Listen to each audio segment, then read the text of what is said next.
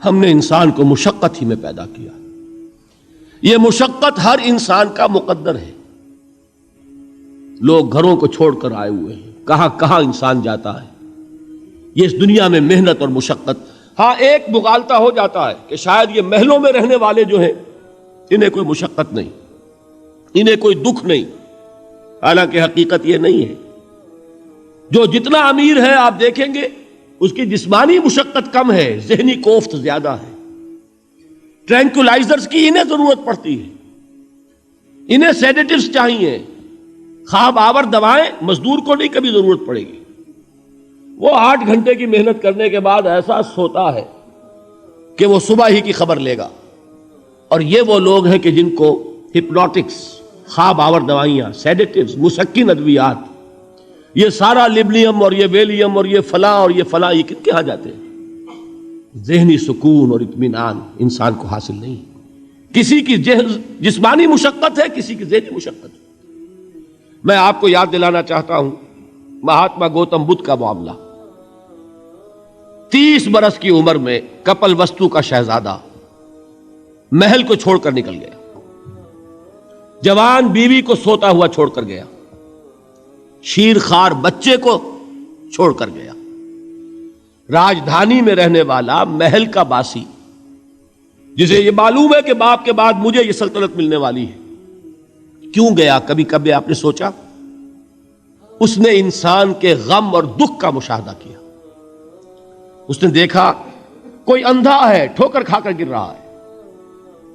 کوئی والدین کھڑے ہوئے رو رہے ہیں اور ان کی نگاہوں کے سامنے ان کا نہایت محبوب بچہ دم توڑ رہا ہے اور وہ کچھ نہیں کر سکتے.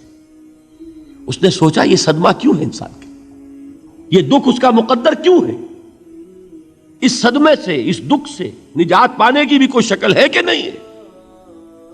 انسانوں کی ایک عظیم اکثریت, شاہ ولی اللہ دہلوی رحمۃ اللہ علیہ کے الفاظ ہیں کہ وہ لدو اونٹ اور کولو کا بیل بن کر زندگی بسر کرتی ہے. جو 8 گھنٹے تک اینٹیں ڈھو رہا ہو, اس شخص کا تصور کیجئے آپ, وہ واقعی انسان ہے یا حیوان بن گیا ہے؟ اور 8 گھنٹے کی اس محنت کے بعد بھی ہو سکتا ہے کہ 2 وقت کی روٹی اسے پوری نہ ملے. اور یہ تو ہو سکتا ہے, نہیں ہوتا ہے کہ اگر بچہ بیمار پڑ گیا ہے تو شاید کوئی برتن بیچے بغیر اس کی دوا کا سامان نہ کر سکے. ایسا شخص کتنے بوجھوں تلا دبا ہوا ہے, کتنی مشقت کے اندر پسا ہوا ہے. لدو اونٹ اور کولو کا بیل انسانوں کی عظیم اکثریت کی سطح پر زندگی بسر کرتے ہیں. لیکن آپ کو معلوم ہے کہ کولو کے بیل کے لیے مشقت ہی مشقت ہے, اس کے احساسات یہ نہیں ہے جو کہ ان سے انسان کو جو صدمہ پہنچتا ہے. ایک بیل کو اس سے کوئی غرض نہیں کہ اس کا کوئی بچہ بھی تھا کہ نہیں تھا, اور اس کو کوئی بخار ہوا ہے یا کیا ہوا ہے. اس صدمے سے وہ بیل بچا ہوا ہے. گھوڑے کو کوئی پتا نہیں کہ میرا بھی کوئی اولاد میری ہے یا نہیں ہے, اور مجھے اس کا کوئی صدمہ ہے یا دکھ ہے, کوئی پتا نہیں. لیکن انسان کا معاملہ یہ ہے کہ والدین کو جو جو دکھ دیکھنے پڑتے ہیں اپنے بچوں کے لیے, اپنی اولاد کے لیے. رات کی نیند ہے حرام ہے اس لیے کہ بچہ بخار میں تپ رہا ہے یا درد سے تڑپ رہا ہے, لہذا نہ ماں سو سکتی ہے نہ باپ سو سکتا ہے. میں نے ایک موقع پر دیکھا لاہور میں کیروسین آئل, اس زمانے میں ابھی سوئی گیس نہیں آئی تھی, اور اکثر و بیشتر جو ہے یہی مٹی کا تیل جو ہے ایندھن کے طور پر استعمال ہوتا تھا, اس کی شارٹیج ہو گئی تھی. تو کئی فرلانگ لمبی قطاریں لگتی تھی ان دکانوں کے باہر, ڈپو کے باہر. اور ایسے ایسے منظر بھی کہ ایک خاتون برقع پوش, ایک گود میں بچے کو لیے ہوئے, ایک کی انگلی پکڑے ہوئے, بوتل ہاتھ میں لیے ہوئے تیل کے لیے, اور کئی گھنٹے کھڑی ہے دکان پر. یہ مشقت انسان جھیلتا ہے کہ نہیں؟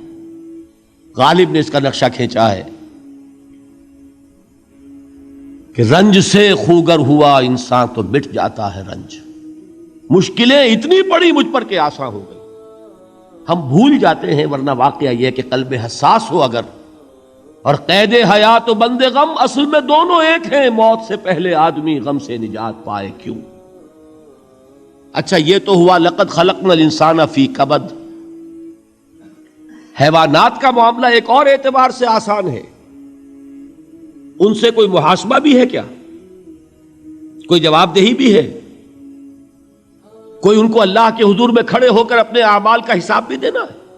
نہیں. انسان کی یہ ٹریجڈی ہے، یہ المیہ ہے انسان کا. اس کو بھی قرآن مجید کی ایک سورت میں قسمیں کھا کر اذا السماء انشقت، اس کے بعد کیا فرمایا؟ یا ایھا الانسان انک کادح الی ربک کدحا فملاقیہ. اے انسان، تیرا المیہ، تیری ٹریجڈی اس سے کہیں بڑھ کر ہے.